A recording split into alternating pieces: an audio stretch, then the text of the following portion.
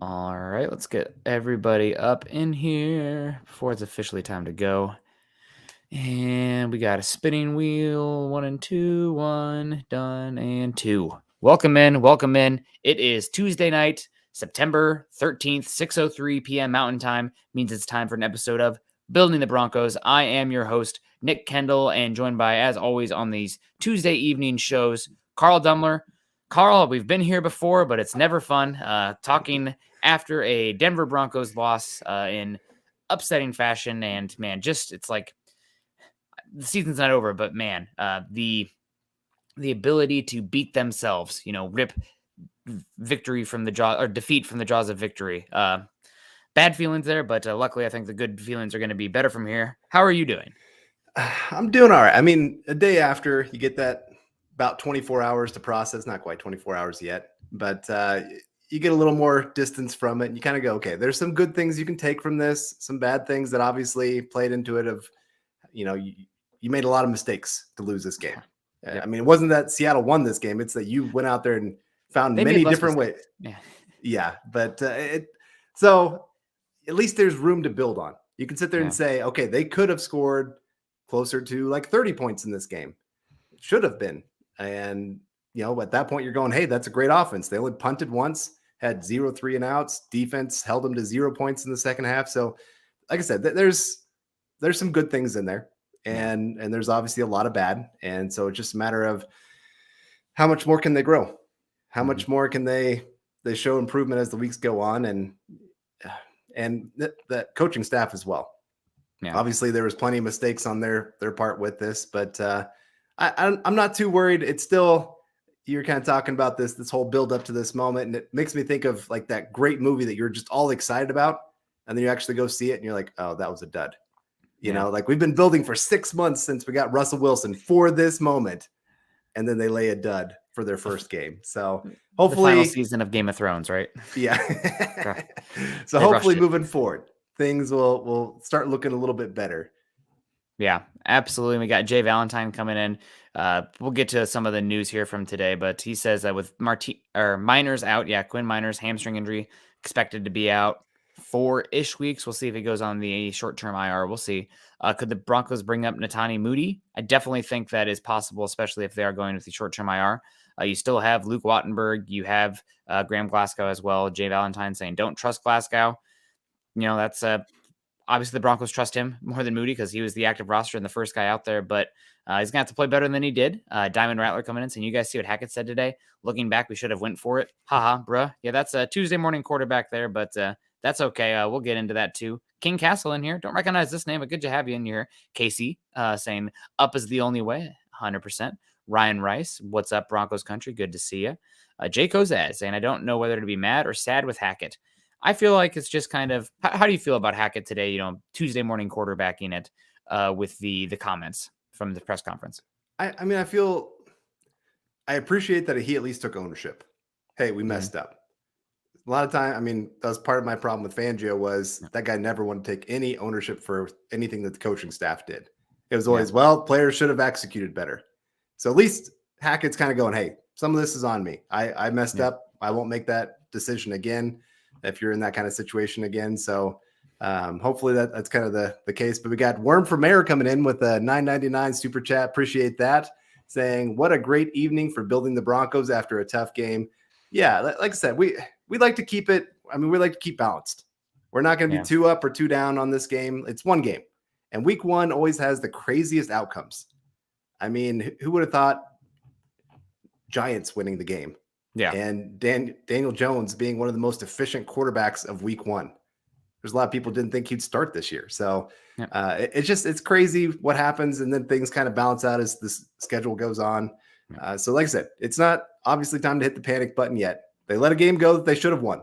Yeah. And you just hope it doesn't cost them at the end of the year with some of those tiebreakers, or if they're right there at that 10-7 and missed out on that last spot in the playoffs, then you're looking back at this one going, man, coaching staff, you cost us, guys. Yeah, it's a bummer. The coaching staff, execution, this is a game that the Broncos were much more talented on paper and on the field than the Seahawks, and you could really see it in the second half, and it just didn't play out that way. Blame multiple reasons. Rust. I mean, we'll be talking about this if the Broncos miss the playoffs, 4 or 5 months from now as one of the games that, they should have won, but it is what it is. Like you talked about earlier. I mean, I asked Scott this morning, what was the team with the best record in football last year? Packers. What was their week 1 result last year? They got blown out. Blown out 38-3 at home against a Saints team. So week 1, obviously you have a lot to build on. You'd rather be 1-0 than 0-1. But season's far from over. It's just a little extra bummer for me being out here in Seattle, getting harassed now. I can't even wear any Bronco stuff outside without a Gino. God. Anyway, Mile High Mike coming in 2022. Melvin Gordon being Melvin Gordon. He is who he thought he was. Chronic fumbler in a critical situation. I'm going to take exception to this one. Personally, because of the situation. It is 4th and 1 on that play, and he has to reach out and make the play to have the touchdown, and he's giving it all he's got. And if he's short, it's the same as a fumble, in my opinion. So that's what I saw. Granted, I was in the stands and watching the replays and whatnot, but the fumble was bad, but it was one of those ones where you have to score no matter what. So you have to be a little bit more dangerous with the football because you're losing no matter what. If you don't cross that goal line, it's a turnover. It's like a quarterback throwing a interception on 4th and 5, right? Like it's like you have to cross the goal line anyway. The incompletion doesn't mean anything, or incompletion and interception, the exact same thing. Right. Right. I was going to say Javante's was worse because it was 3rd down. At least you still have another down, or at least you can kick a field goal. And when you lose by 1 point like that, that's a big play. And, both running backs, they made a mistake, and hopefully it's one of those where they learn from this and grow to learn, hey, you got to hold that on as much as you can. But like I said, I don't mind them trying to make a play, trying to go get that touchdown because they were struggling at that moment. They needed a score. But we got Gary Leeds Palmer coming in saying, hey, Nick, Carl, and Scott, it has to get better. Go Broncos and let's ride. Yeah, it's hard to get much worse. I guess it could. You could get blown out by the Chiefs or the Raiders or the Chargers, and then we're all going, this sucks. Losing to Houston this week, I think that would be worse at this point. But and we got Elliot D coming in with a $5 super saying, NFC Championship, Packers kick a field goal instead of trying for a touchdown. They lose to Tampa Bay, who was offense coordinator Hackett. Should have let Russ ride or cook. Yeah. I think next time you have a situation like that, you're going to let Russ cook, but definitely a frustrating one. And when they send out the kicking team out there, I thought I was being punked. I'm like, this is a joke, right? Is the clock wrong? Is there only like 5 seconds left? Is this all they can do? But, is what it is. Broncos lose. You said it can't get much worse. It definitely can't get worse. Unscathed mostly on the injury front with most of the key players. So, live to fight another day, lost the battle, but you got 16 more to go. So that's great. And hopefully the Broncos can be keeping it clean from here. And talking about keeping it clean, football's back, baby. We're back to seeing Russell Wilson sling beautiful balls all over the field, and your friends at Manscaped are here to help you sling your beautiful balls around all season with Manscaped state-of-the-art technology. Will have your weapon looking more loaded than the AFC West football division this season. Football may be rough, but your ball care doesn't have to be with Manscaped. Join the 6 million men worldwide who trust Manscaped by going to manscaped.com for 20% off and free shipping by using our code MHH. Meet the best valued bundle yet for the Manscaped Pocket Rockets, the Platinum Package, at quarterback, the Lawnmower 4.0 trimmer, a wily vet who makes sure that the unit is running smooth and scoring nonstop with proprietary advanced skin-safe technology. The Lawnmower limits mistakes and protects the ball. Of course, we should get these guys for the running backs there. Plus, it's waterproof, so the weather conditions are no issue. And also, the product I always like to talk about is the crop mop. Use it when I go hiking, backpacking, stay clean. I like to go to breweries and whatnot afterwards, or restaurant. You don't want to be walking in there smelling, terrible. So I always like the pH control crop mop as well. Yeah, so this has got to be a Super Bowl winning roster, but don't take my word for it. Go to manscaped.com and get 20% off and free shipping with the code MHH. That's 20% off with free shipping at manscaped.com when you use code MHH at Manscaped for turning your player into an MVP. All right, well, let's keep getting in here. We got some more comments coming in here. A day later, and the overreactions are just as annoying now. That's the thing about fandom, right? It's going to be, you're going to live and die the game by game, moment by moment. It's the roller coaster. Definitely want to be a little bit more calm now and a little bit more reflective 24 hours later or 20 hours later, whatever, than, the instant reaction show and whatnot last night. But it still stings. And especially stings because the Broncos were the better team. They let that Yeah. one get away. The Seahawks are who we thought they were. We've been saying it's not a very good roster all season. Geno Smith, not really a great quarterback. We let them off the hook, to quote the late and great Dennis Green there. So, gonna have to be better next week, and plenty of stuff to work on and get better. Speaking of getting better, David Wilder coming in here saying, "Good evening, Nick, Carl, and Scott in Broncos country. Plenty of blame to pass out for this loss. Hackett took responsibility. I thought Hackett did a good job in the press conference today. It's for me though, it's one of those things where he can go out there and say all the right things. Proof's going to be in the pudding. Let's see if he learns in the play calling, game management, red zone calling specifically, gets better." Phil McLaughlin, good evening, Nick, Carl, and Scott. Let's ride. Good to see you, Phil. Saw that you said, "Where's Facebook?" on a different Facebook site. It looks like it's up and running now. So good to see you, Phil. Yeah. And we got Naj coming in here with a 1999 super chat. Thank you so much there, Naj, saying, seems like Russ has a lot of freedom with audibles. The process of getting set for plays really hurt, especially on Javante's fumble with the miscommunication. How do you think they'll fix that moving forward? Well, one, the nice thing is the next couple games are home games. So a little bit easier communication between them. And two, I think they're just going to have to work on, we got to get the play call in earlier, because a lot of times they weren't getting to the line of scrimmage until there's about 8 seconds left on the play clock. And then you're kind of going, okay, well, now we're trying to make these adjustments within these 8 seconds, and not everybody's getting on the same page. You got a lot of young and new players in the system.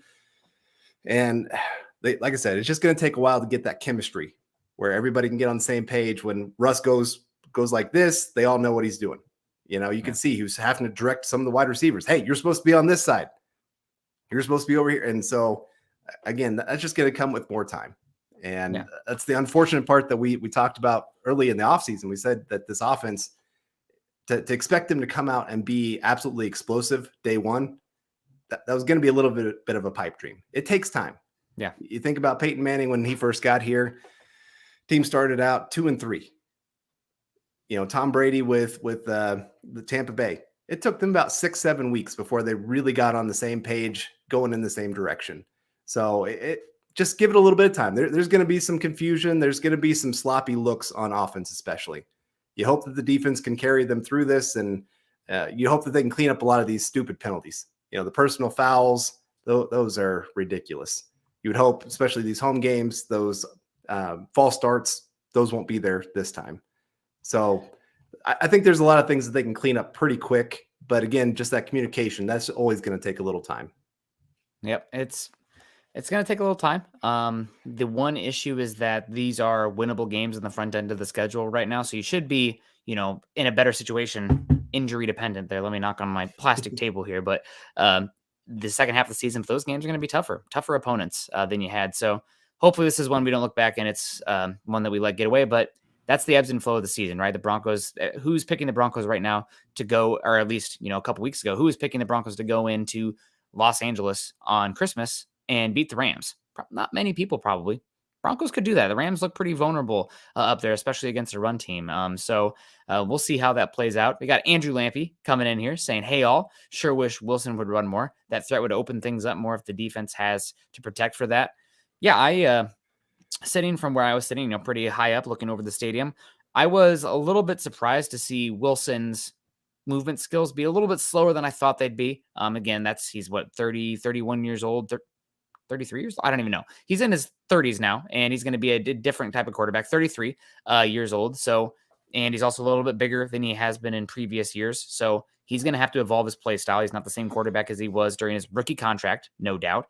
But definitely something to talk about. And I don't know if you listened to the Athletic Football show today, but they kind of had a blip here about talking about Russell Wilson that I thought was not damning, but like hurt my feelings. Yeah. Saying that Russell Wilson without the athleticism is just Baker Mayfield. But if Russell Wilson's had lost his athleticism, is he just Baker Mayfield? Now I'm paraphrasing, but obviously Wilson, a better deep ball thrower, historically one of the best deep ball throwers in NFL history, and I think a better, more nimble athlete than Mayfield. But will be interesting to see how it plays out, and something to watch for the games going forward. Is Russell Wilson able to run around, pick up those yards with his legs like he has in earlier Seattle tenure, or is he going to evolve into become a different type of quarterback and win in different ways?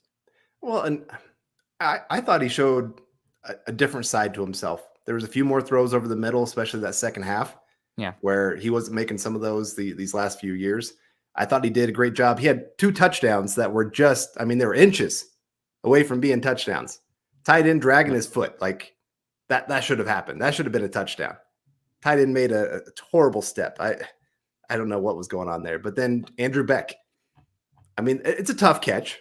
They're at the back of the end zone, but that's one of those that you would hope a guy can make a catch in the NFL. It was close. I'm not saying I expect that every single time to be caught, but somebody's got to go out there and make a play like that. And so really, I felt like Russell Wilson's stats were about as bad as they could have been compared to how he actually played. I thought he played a pretty good game for a first game. Yeah, absolutely. And David Wilder coming in again, saying, "Good evening, Nick, Carl, and Scott in Broncos country. Have to say Hackett is a welcome change and that he took responsibility, unlike the last coach, whose name I won't mention. Hashtag let's ride." Yeah, definitely. We're still on the honeymoon good vibes phase for Nathaniel Hackett. And I thought that the offense outside of the red zone play calling, which is as execution dependent as any part of the football game, let alone the offense, has a lot of work to do. But the changes that were made first half to second half for both the defense and the offense look great. I had a lot of open reads, a lot of fun designs there. Curious to see if the Broncos will keep spamming, might be the wrong word, but, heavily leaning into the check down, because a big issue with Russell Wilson in prior years had been that he was too reliant on the home run ball, one of the highest rates of 3-and-outs in the NFL. Broncos didn't have many of them last year. Are they leaning into the running back pass game, kind of like what we saw what the Packers did with their running backs because of the talent of the Broncos running back? Or is this part of the, compromise for how the offense has to be with Russell Wilson? We'll find out as we gather more data. I mean, Javonte Williams with what? 11 catches? 11 catches. Not targets? 11 catches. 11 That's catches, wild. second most for week 1 of any player, or including wide receivers, tight ends, everything. Yeah. Second most catches. Had more catches than he had touches for actually running the football. Rushing the football. Yeah. I mean, that's get your playmakers the ball. And Javonte Williams is a hell of a player. Pete Carroll gave him huge compliments in a interview today in Seattle, saying that he's probably one of the best running backs in the NFL, probably the toughest guy to tackle in the NFL right now. So pretty awesome there. Also awesome coming in saying Dustin coming in with the support over on Facebook. Thank you so much, Dustin. We appreciate you. And David Wilder again, man, triple crown here. Going for 3, but hopefully not from 64 yards. Saying the offense was way better last night than last season, and I think it will get a lot better soon. Hopefully, and I'm really excited to see what this game looks like coming up here against the Texans. Texans, I think, are an underrated team. I don't know if you caught much of the Texans versus Colts game. Derek Stingley looks to be like a heck of a pick there, so I'm excited to see what Cortland Sutton can do this week versus him or Jerry Judy. Tariq Woolen had a heck of a game, so getting another rookie corner, maybe, a little different mind games going on there. But I think it'll be a much better game for the Broncos going against Texans, especially that you're not going to have to be dealing with the crowd noise that we saw in the Seattle game. Right. Like I said, that'll eliminate a lot of the confusion that was going on in that game. 100%. So I'm expecting the Broncos put up probably 27, 30 points in this one. I'm feeling pretty good about the offense for it. But we got Garth Knight coming in saying, was there any advantage to Russ taking the clock down to 0 before the snap? I know there was an advantage to the defensive pass rush. I don't think there was really an advantage. I think it was just, like I said, taking a while to get the play call in with that crowd noise, then getting up to the line, and then trying to get everybody in the right spot. It just didn't feel right. Nobody felt really all that comfortable. And it led to a few plays that cost the Broncos. I mean, they talked about it with Graham Glasgow, where he thought it was a pass. It got changed to a run. He didn't hear it and got blown up in the backfield, led to all of a sudden fumble and game-changing play. Bummer, but a lot of meat left on the bone, which means there's a lot of room for improvement. And that's one of the best positives here. It's frustrating in the moment because you can see with your eyeballs that this Broncos team is better than that. It's not one of those ones where you're holding on and you have the talent deficiency. And it's like, man, we had them on the ropes. Now the Broncos were a much more talented team out there. They just started off a little slow, almost a little bit too conservative. And the offense, bad, timely plays. And also Seahawks, the penalty yards, multiple fumbles bouncing right into the laps of Seahawks players. That's just stuff that, what can you do at that point? You shot yourself in the foot enough where you blame yourself, but really didn't go the Broncos' way in that regard. Not that the Seahawks didn't, have their drops as well, like the Quandre Diggs drop in the back left corner of the end zone, but will be hopefully one where the ball bounces your way next time Phil McLaughlin talking about the ball bouncing my way here. Maybe not for the fans, though, saying, all right, Nick, I'll buy you a ticket to the next game. I want this curse broken. Also, I was disappointed in the special teams play. Yeah, I'm 0-8 in Bronco games I've attended live. Hell of a streak considering how good the Broncos were. Broncos have been historically over my lifetime, but yeah, it is what it is. And also, yeah, special teams was pretty disappointing yesterday. Montreal Washington did not have a good game. I think it was Nick D in here saying, man, it should have been Jalen Virgil. I know Jalen Virgil's your guy. Maybe you are Jalen Virgil. I don't know. But yeah, special teams was disappointing. Seahawks definitely won the third phase. And under Pete Carroll, they've actually been a pretty good special teams team. He's never hesitated from using starters big time on those special teams units because he wants the best players out there and making sure that they're winning that element of the game. So yeah, unfortunately the Broncos, after looking so great in preseason, it just didn't quite click. I don't know what was going on. Washington, he looked hesitant. He looked like he just wasn't quite going as fast as he usually goes. In the preseason, he'd catch that, boom, I'm gone. I know exactly where I'm going. Yeah. And just those first game jitters, I guess, kind of hits. And like I said, it's just going to be a growing process for a lot of these guys. Even the players that have been here for a while, like they're not used to winning. They're not used to being in these kind of situations. And they're just kind of used to, well, we're not expected to win these games. Well, now you're playing from ahead where you should be. And so again, you just got to clean up these mistakes and you'll start winning a lot of these games. Yeah. 100%. We also got Garth coming back in. Garth has typically been a $4.99 guy. We just got the $5 with him. So I don't know what we did to get that extra penny in here, but God bless you. Saying, Nick, any plans to attend the Bronco game this season? If I can't prevent you from going, at least I can make some money on the wager. I have no plans to attend any other games this season. And probably not happening this year unless something changes in the back half of the schedule or an opportunity comes. So, I guess fortunate for you guys, unfortunate for me. I really need to just maybe I should go to the Texans game this weekend. Get that monkey off my back. Although you would think that the Seahawks game would be that too.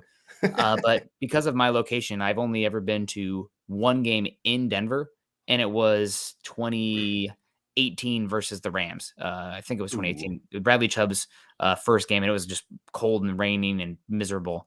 So I've seen most of my games at Arrowhead, at Green Bay, or at Indy.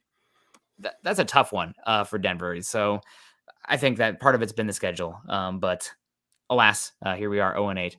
Also, Collinwood, how much are the Chiefs paying you, Nick? Not nearly enough. If they paid me in ribs, though, I might consider it. No, I'm just kidding, guys. I wouldn't sell you out like that. Yeah, it's I'm trying to remember. My last game was the Patriots game a couple years ago where Broncos got blown out. So I'm hoping since I'm going to the 49ers game, that is not what happens again. Hopefully I'm sitting by Broncos fans this time. Last time I was sitting by Patriot fans, they were not kind in that game. Had a few of them get very close to my face. And I was very resistant to doing anything stupid. But so, yeah, I'm hoping this time things turn around. I've been to games where the Broncos have won. Don't worry. I've been to a bunch of games in Arrowhead. Broncos won a couple of those. Been to a bunch of games in Denver. And I think really the Patriots game is the first one that the Broncos have lost that I've been there in Denver. I was like 5 or 6-0 before that. Yeah. Absolutely. And we got a question coming in here. There's a couple comments on this saying, why did he have Gordon run the goal at the ball at the goal line? Gordon, when he came to Denver and for his career, he's been, I think, one of the most efficient running backs in the entire NFL in goal line situations. It's actually been insane. I think over the last 20 years, he's one of 3 running backs with the most goal to go situation touchdowns in the NFL. So Gordon could have had a better game. You wish he would have scored that one. He didn't. But let's not make Gordon is a horrible running back as a bad fumble, but I guess poetic, sad karma justice, Murphy's Law, right? Very next drive, you have Javonte Williams doing it as well. Javonte Williams only put the ball one less time on the turf than Gordon last year, but both of them had the bad luck where unfortunately, the Seahawks picked it up there. And we got to talk about this. So the Broncos coming up, Texans next week. What do you think the line is right now, Carl? Where would you set that at? I'd probably still give the Broncos, especially being at home, probably 7. Okay, well, I think the Broncos right now are at 9.5. And I know that's, good. don't quit on the Broncos yet. We're not quitting. We're talking about the Seahawks game right now because it's fresh. People are saying move on. Well, it'd be dumb for us to move on because then we'd be talking about the Texans for 6 days or something. No, we got to talk about this one and let it breathe a bit. But I'm excited for Thursday, man. Talking about letting it breathe, from the Chargers to the Chiefs this Thursday night to Monday Night Football doubleheader with Tennessee and Buffalo and Minnesota at Philly. Be preparing for your winning season at MyBookie. Some of you like to bet and earn, and some bet to make the season more exciting. Either way, MyBookie gives you the most for your money with a double deposit bonus. It's quick and easy. A $250 deposit puts $500 in your account instantly, and you can use your funds to bet on as many games, contests, or props. I'm a prop bet guy myself, as you want. To claim your bonus, register today and use our promo code Wilson22, designed to add more excitement to the games and sports that you love. Maybe you want to be like Scott. You want to put a little bit of money on the opposite team, so that way if it's a hedging, if you lose, you win, or if you win, you lose. Either way, you can do some of that. Again, that's promo code Wilson22 to double your money up to $1,000 with MyBookie. It's only week 2 of the NFL season, which means there's still plenty of time to get in on the action. Don't miss out. Begin your winning season today, exclusively at MyBookie. Again, using our code Wilson22. Yeah. And we got Andrew Baker coming in here saying, sup, building the Broncos and fam. The fam, that's you guys. We love you.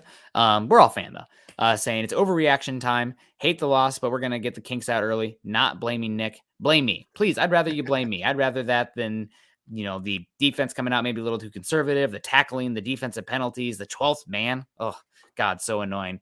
Is there anything more cringy in the NFL than the jersey that says 12 with fan on it on the back? I absolutely hate that. It just it's just like so stupid. I'm sorry. I'm bitter right now. Well, it's always funny because doesn't Texas A&M, aren't they the 12th man as well? And there's like always this big battle of who gets to claim that, and there's lawsuits, and I'm just like, oh my gosh. It's like now people trying to say that they're the no-fly zone after the Broncos had it, and then they never live up to that billing that the Broncos were. But whatever. Those nicknames are always interesting. Yeah.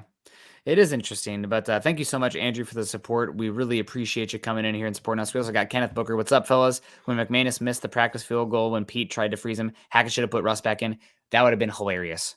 They never should have put McManus out to begin with, but they had another chance. You missed it.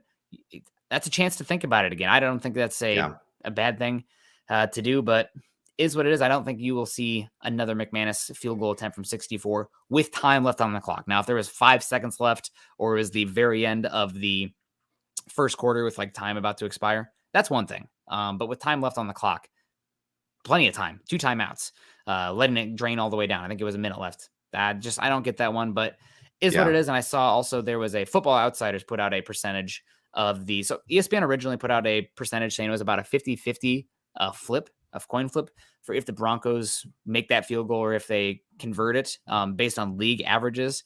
Football Outsiders did one more specific to the Broncos and Russell Wilson and their percentage. Did you see this tweet, Carl? The win probability if the Broncos pass on that play versus a kick. Win probability for the Broncos pass on that play, 36.1%. Field goal, 7.4 win percent. So obviously not an analytics decision because you have magnitudes of difference there. Obviously still a lower chance of winning because you have to make the kick still. But I don't know what's going on there in that one. And I just wish they would have done like the whole, at least go up there, try to fake the snap, get them to jump off sides. At least then you're getting that 5 yards, maybe. Yeah. You had the timeouts to do something like that. And they just chose, nope, we're just going to do the field goal right away. There was a lot of bad decisions that they stacked on top of each other during that. But we got not a bad decision coming in here with Tyler with the 199 Super saying Hackett said today he now regrets the field goal. Yep, he should. It's easy to look at the numbers like you just gave and say things don't add up. This was a wrong decision. And I understand it is hard. I mean, I don't think people understand unless you've coached football. It's rapid fire. Mm-hmm. You making these decisions. You don't have like all this time. You can't pause it like on Madden and go, oh, should I do this? Should I not? No, you got to make the decision in the moment. And then you got to go be able to stand on that podium and, justify your decisions, or like he did today, say, nope, that was a bad decision. So again, I appreciate that he was willing to take the blame for that. And it just, like I said, I hope he learns from it. That's going to be the big thing. Can you grow and become a better coach? That's why a little bit of like with the Chargers with Staley, he made mistake after mistake last year where the coaching staff cost them about 3 games. And then, of course, they missed the playoffs. And I'm interested to see if he has learned from those for this season. And this is something we talked about all offseason too. Hackett's going to have some game flow, game management, the decisions where we're going to be like, what is going on here? Head scratching, because he's a first-time head coach and it's a totally different responsibility and feel for the game. So hopefully he'll improve from there. It wasn't the worst ever. Honestly, the kick, like I said, I felt like I was being punked on the kick because my brain wasn't comprehending what was going on. I was more peeved about the handoffs from shotgun situations on inches to go situations. That just doesn't make much sense to me. I get protecting your quarterback, but you got to do you remember the Notre Dame USC game from like 2005, 2006? The infamous Bush push where Niners get in there in the court. I mean, I know Russell Wilson's not the biggest quarterback, but he's a thick boy, and maybe if you get up to the line before 0 seconds, you can call hike and hurry up, or like run to the line, hurry up, and get Andrew Beck and Javonte Williams pushing behind him, especially on that second one where you'd have had 2 opportunities. I don't know. Tuesday morning quarterbacks out here today, guys, and sorry about that.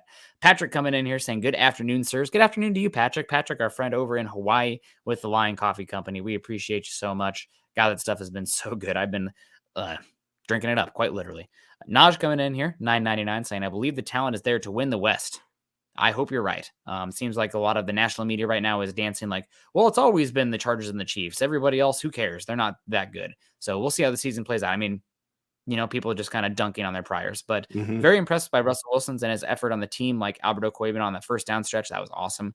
And the defense in the second half. How do you feel about the coaches stack up in the West? Too early to say. I will say that the scheme looks good. A lot of easy completions there. I thought that the defensive adjustments were great.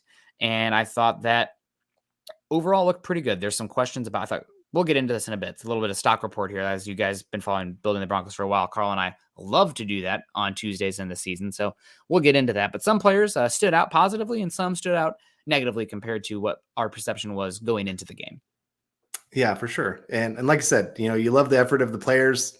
There's no question. They were playing pretty hard. They just, again, got to clean up a lot of these stupid mistakes.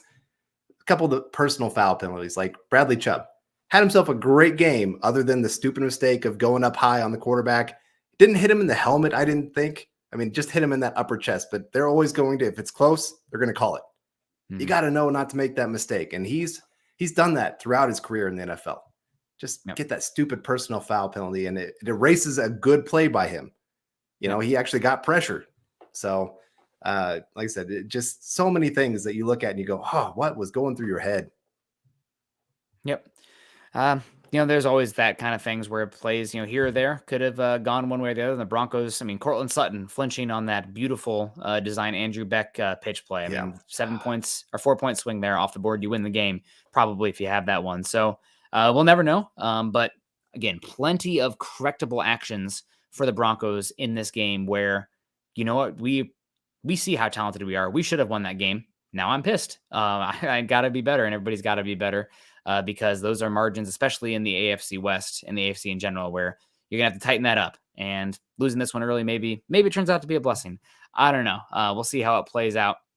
And we also got, so Carl, I want to get into this actually. Let's do a little bit of a stock up, stock down here. I want to do 3 ups and 2 downs just because I don't want too much negativity in here. I know we're coming off a loss. I'm not going to be, state media or anything, or just, everything is awesome, moral victories, but we still can evaluate every player's individually based on their merits and kind of give them a preview of what to expect going forward. I'm going to kick it off first though, if you don't mind. So stock up here. Bradley Chubb, man, I thought Bradley Chubb had a heck of a game. The fact that he didn't rip Geno's arm out of his socket on that strip sack. I mean, he killed him. You could see that one developing, and Geno has no idea that he's coming. And I still don't understand how that ball bounced directly into the guy who gave up the sack. Just unbelievably bad luck. But Bradley Chubb, he put it on when he needed to. We've been saying all year he needs to show up. He needs to have a big year, contract year, franchise tag. Something's going to happen for him. He showed up in this game. He made big plays when it mattered. And if the Broncos can get that Bradley Chubb going forward the rest of the year, defense has got a chance to be pretty darn good. I'm not going to say an elite defense, but definitely one of the top quartile defenses in the NFL. And Bradley Chubb playing his way to a contract. Just got to stay healthy. But man, what a great start for Bradley Chubb. Yeah, getting himself a 2-sack game when he had 0 sacks last year, like getting that monkey off his back right off the bat. That's huge for him. I was getting a little bit nervous that first half of him he was getting some pressure, but he wasn't quite getting home.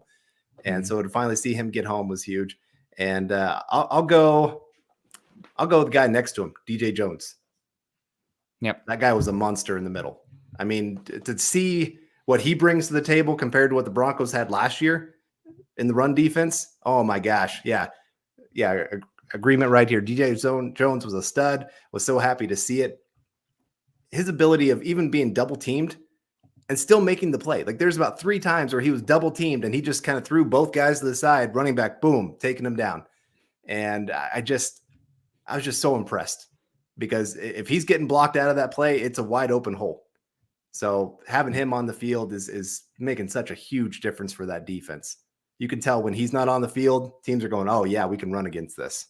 Yeah, absolutely. And Patrick asking if you need some coffee as well, Carl. Carl does like coffee, so maybe you can hit us up after the show on that one. But or you can send more my way. But no, absolutely. I'll never turn down coffee. God, I will after 3 p.m. But that's just more for boo-boo guts. Don't want to mess with that at all. Stock down for me on this. Oh, Carl, I can't do it. I'm drinking water now. Water or beer? Who knows? But stock down for me. I'm going to have to go with Alex Singleton in this one. He obviously was put in a tough situation in this one, but missing plays in coverage, missing plays in the run game, missing that sack, which it was a tough angle for him. I get that, but the Geno Smith first touchdown to Will Dissly, you're an NFL player and you got to sometimes go out there and make those plays. And I think Jonas Griffith was up and down enough that if Singleton has a good game there when Jewell comes back, maybe we're having a conversation. But I think Singleton, he had an opportunity here. I would say he mostly squandered it. So stock down for him. Never that high on him, but Josie Jewell get healthy soon. Yeah, I'm probably with you there on that. We got Tyler coming in here with a super chat saying that was Randy Gregory that ripped it out like that. There was multiple. The Randy Gregory one with another one that I think the Randy Gregory one, the one that Justin Simmons picked up, the Bradley Chubb fumble went to the left tackle on that one. So Randy Gregory had a good one as well. Yeah. So my stock down. Yeah, Graham Glasgow. I mean, I think he's a pretty easy one. Obviously had the really bad play where kind of got blocked right into the running back, and Javonte still fumbled. I mean, it's still on him, but you can't do that. You can't have those miscommunications, especially for a veteran like him. And there's a lot of other plays. He just was not quite doing his job well. I mean, he's just getting blocked into the backfield, run blocking, not getting any kind of push, wasn't getting to the second level. Just a lot of things wrong with that. And man, they're going to miss Quinn Miners for these next 4 or 5 weeks. They really need him healthy. He looked so good in the limited snaps. I think he had 18 snaps or something like that. And he was easily the best blocking for anything on the team at that point. I think the highest rated player on the Broncos roster, according to Pro Football Focus in this game. He was killing it, looking like an emerging stud there. I mean, everybody's like, why did the Broncos go away from running the football so much in the second half? Well, I think they thought, Quinn Miners is not out here doing the best for us. Maybe we should move on to something else. But can't really be too upset. The Broncos moved the ball pretty well in the second half until they got into the goal to go situations. So yeah, it's a good call on the stock down there. Graham Glasgow, I do think he's going to be forced into that situation. Low ceiling. I think still a decently high floor though. I think he's not going to mess up the calls as much. And hopefully the line communication will not be as much of an issue in these next few games at home. So we'll see how it plays out. Maybe if the Broncos really think, hey, we need the run game to step up here, maybe they'll call on Netanya Moody and you'll see Moody out there. Although it seems to me that Moody's been more comfortable at left guard than right guard in his career to date. So we'll see. Some stock up here for me on this one. But first, we got Andrew Baker coming in saying, Namaste, fam. We started 3-0 last year and ended up short. Narrative was the worst of this loss. We'll be okay. Yeah, I mean, definitely. It feels like it's lost because it was a missed opportunity. You were better than them and you let them off the hook. But is what it is. You got to move forward. The team hopefully is moving forward. But Carl and I are going to hang on this one just a little bit longer because it's the Tuesday after the game. So keep going here. Stock up for me on this one. Stock up Jerry Judy for me. Mm-hmm. I think Jerry Judy he's never going to be the most physical player in the world. You're not going to see him making amazing, physical over the middle contested catches or blocking on the edge very well. Cortland Sutton had a couple great blocks on the edge in this game. Shout out to that. But Jerry Judy, the ability to make that call, the ball the catch down the side on that slot fade, run away, a couple of the ones where he just ran away. I'm excited to see more Jerry Judy in space because when he gets the ball, man, fun things happen out there. There's different ways to be a yards after catch kind of player. Judy's more of the slithery kind of guy, where like Debo's, more thick, like Javonte Williams running through guys, bouncing off guys. But Jerry Judy stuck up for me. I was definitely lower on Jerry Judy this season coming into it than probably most people because just everything surrounding him today, it's been like, not everything his fault either, but it's just like one thing after another. It's like, man, we need to get some positive progress here for Jerry Judy, get some positive momentum. So Jerry Judy stuck up for me. Good game. Excited to see him. So overreaction Tuesday. Jerry Judy is the best receiver on this team. It's Javonte Williams. Talk about overreaction. There we go. Yeah, no, I agree. Jerry Judy, that was, you got to finally see what he brings to the table. He had the one bad drop.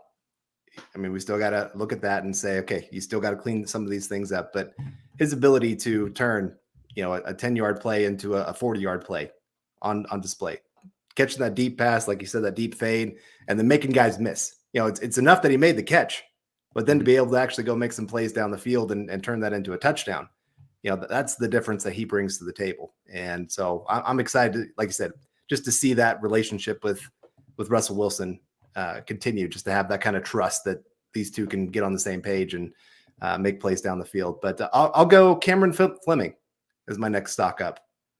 Took one of mine. Yeah, good. For a guy getting called up pretty much last minute. Everybody was pretty much Billy Turner's going to be the starter. And then all of a sudden, day of, oh, never mind, Cameron Fleming getting thrown in there in a hostile environment like that. And I think he really only gave up a couple pressures. And if you look at that first half, like I said, when the run game was going great, he and Quinn Miners just opening up giant holes for the running backs on that right side. And so I was very, very impressed. I don't think I've seen a better game from him than what we saw there in Seattle. Yeah. Great one for him. So that was my next stock up. Or we have stock down again. Yep. One more. Okay. I'm afraid to take one of yours, so I'll throw two names out here. One of them will be short. But my first stock down is going to be Desean Williams. The fact that he was getting first off, Mike Purcell playing the 4-5 technique with Desean Williams at nose. I'm not really sure what's going on there, but I thought the Broncos defensive line specifically played pretty damn well. People are like, oh, they're not getting pressure. Broncos are playing 8 yards off the line of scrimmage and giving up everything underneath them. So that is I don't think that's on the pass rush at all. I thought the defensive line, the edge rushers played very well.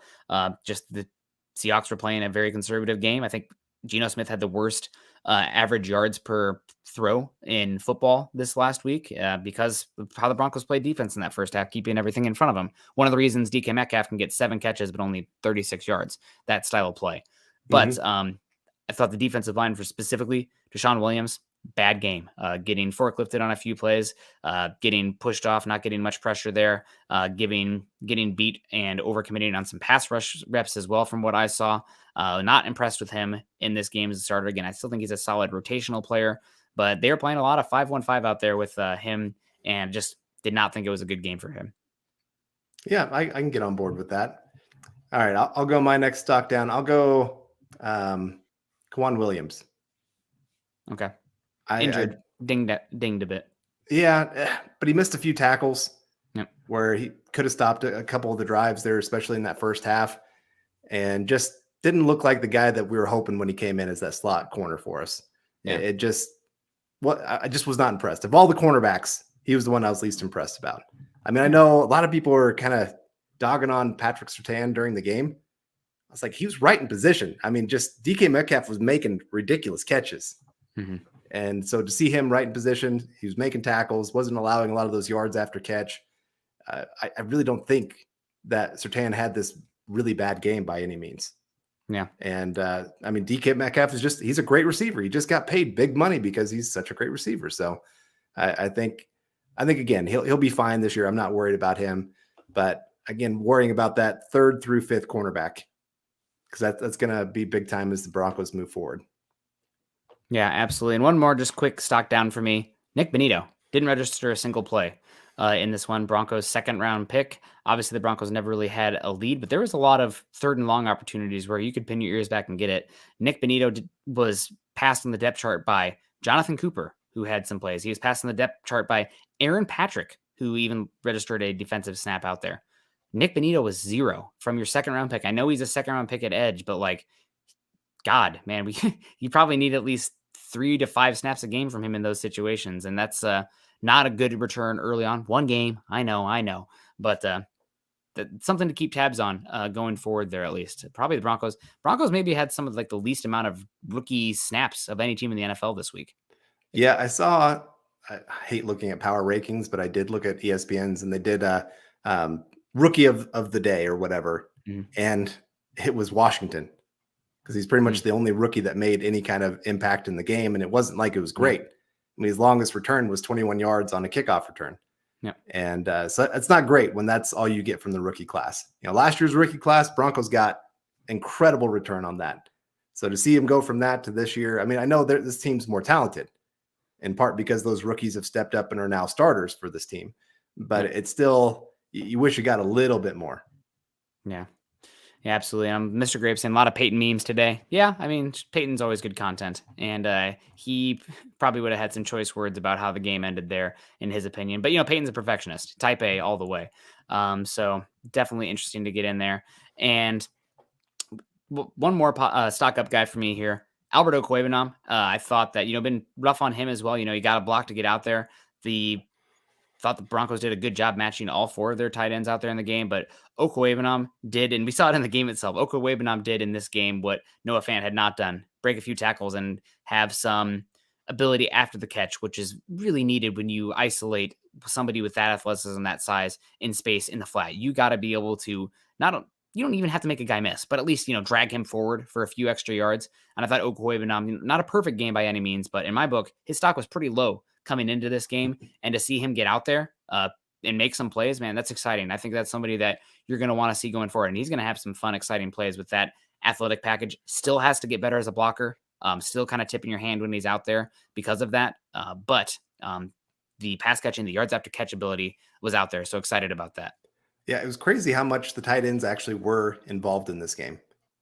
Yeah. My one complaint against Alberto would be that goal line catch that he made. It was a great catch. Yeah. But you run that a half yard further, that's a touchdown.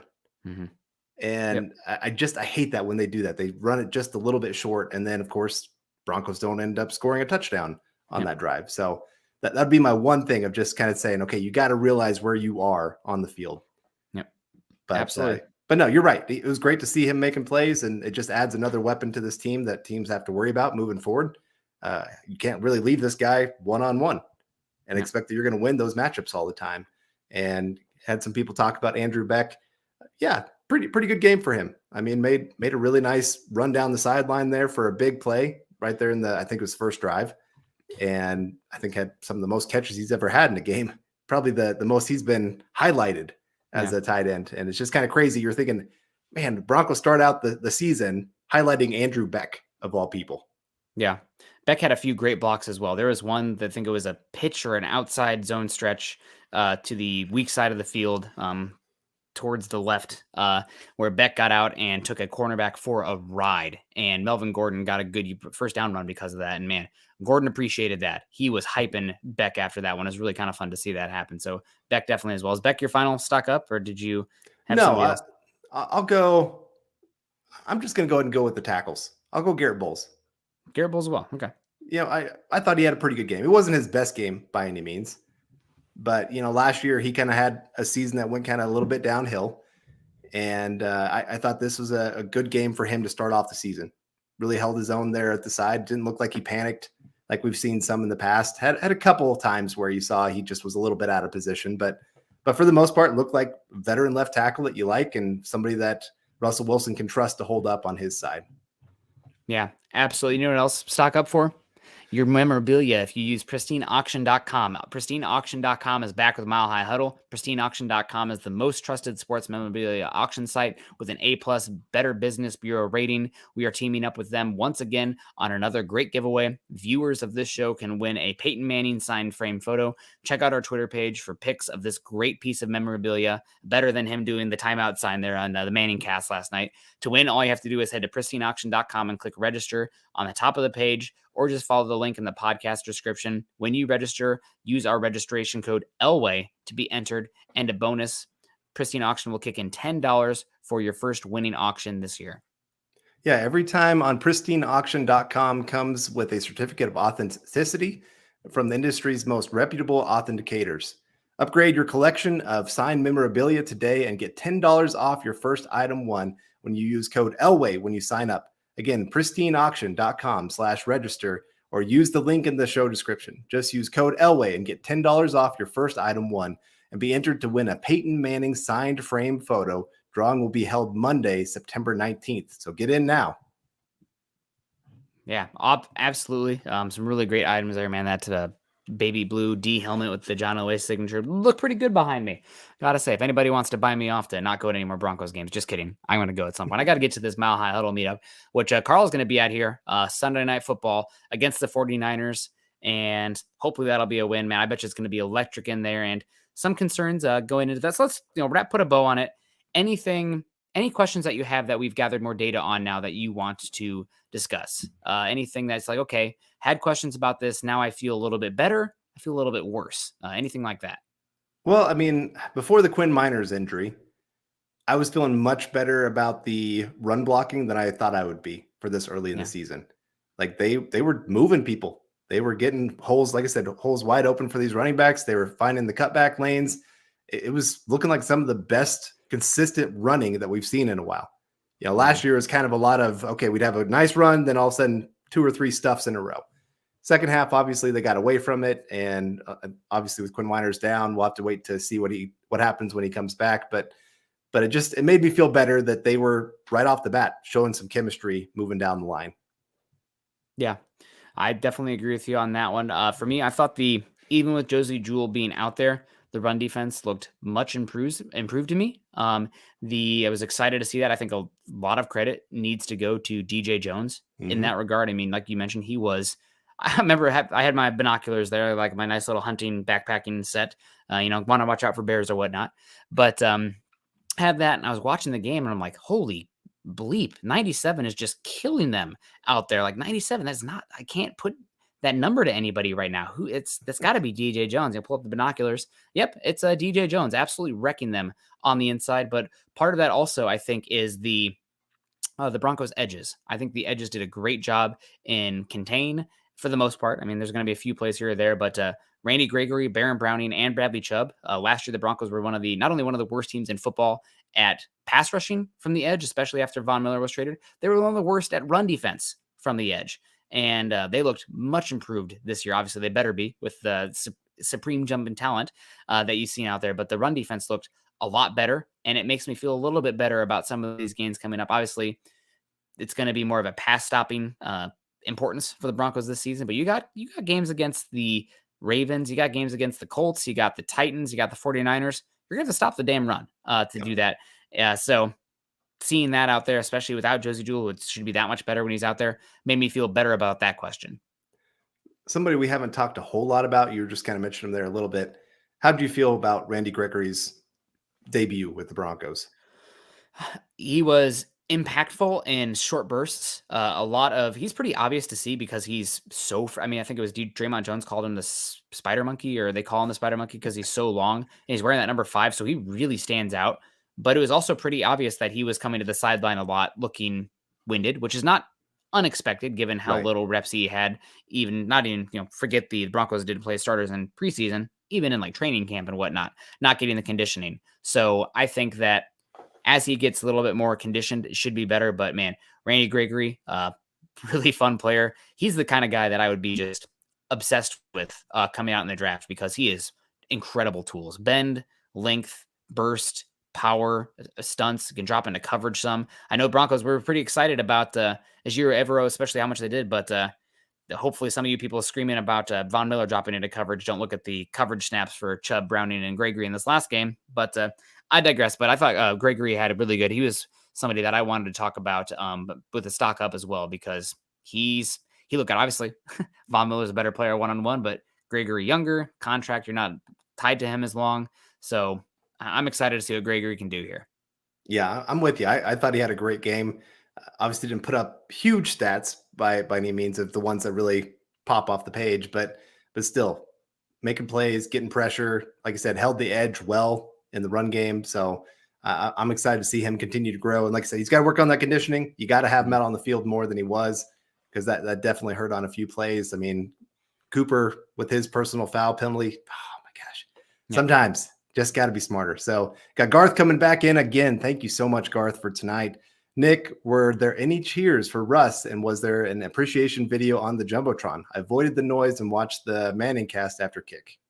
There were definitely cheers for Russ, but there was a good amount of orange in the stands as well.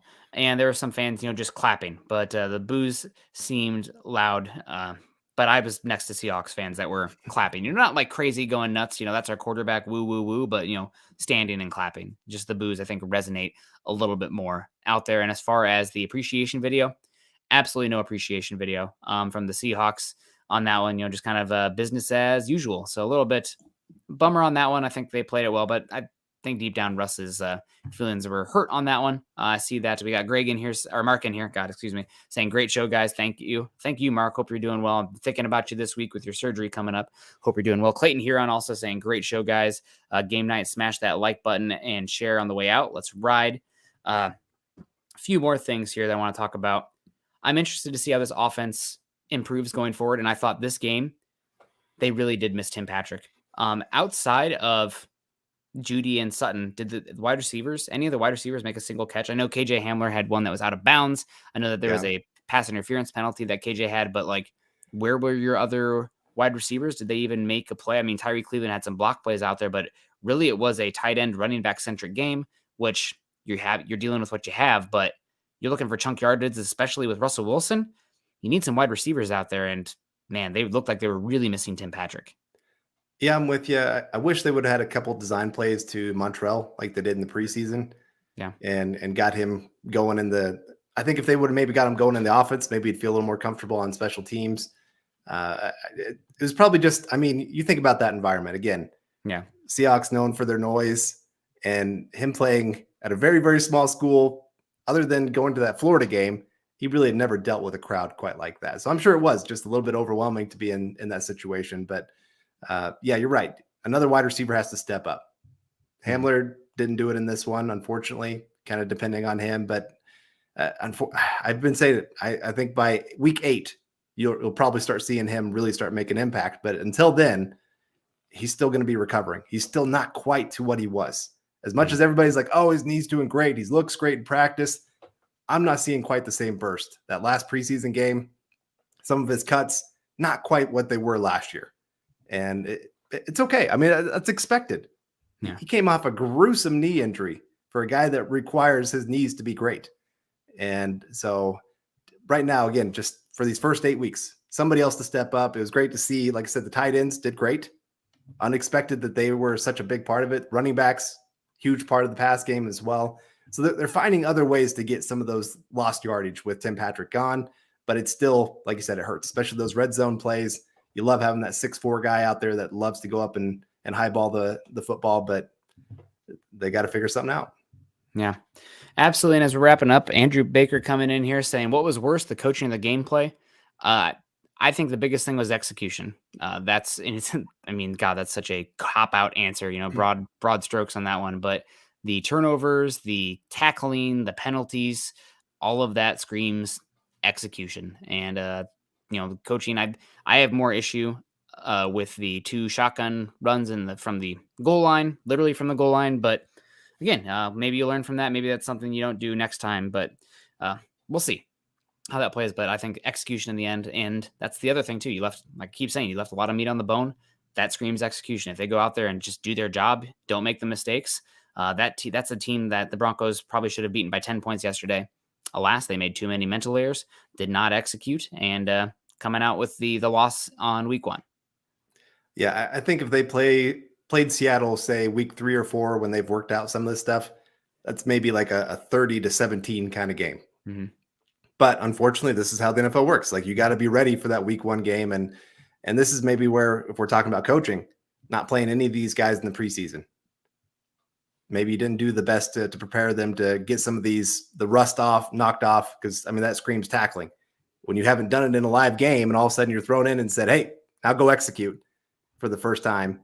That's pretty tough to do. So, but it is what it is. They're 0-1.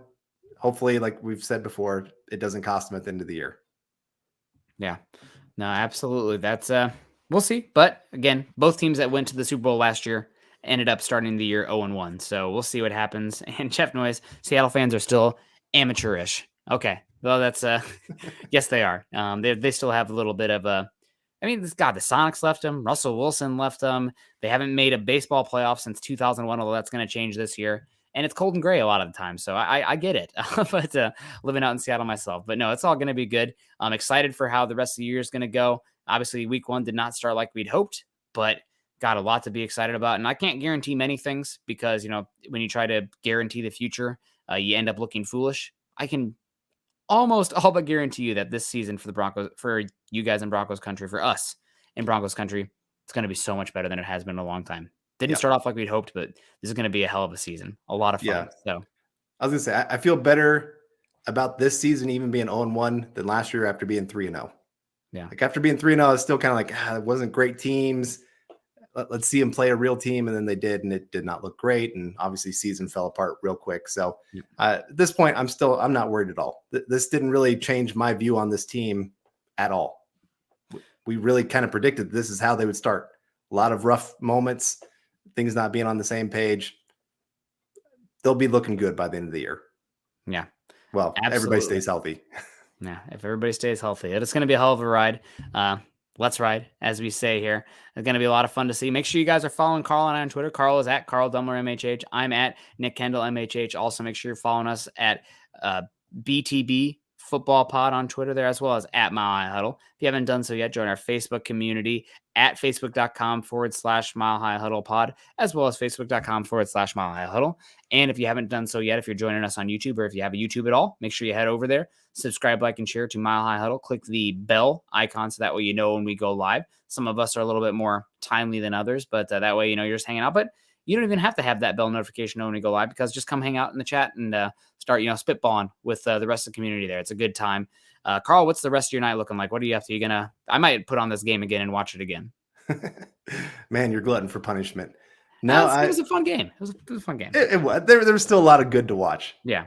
But no, I've got a run ahead of me, as always.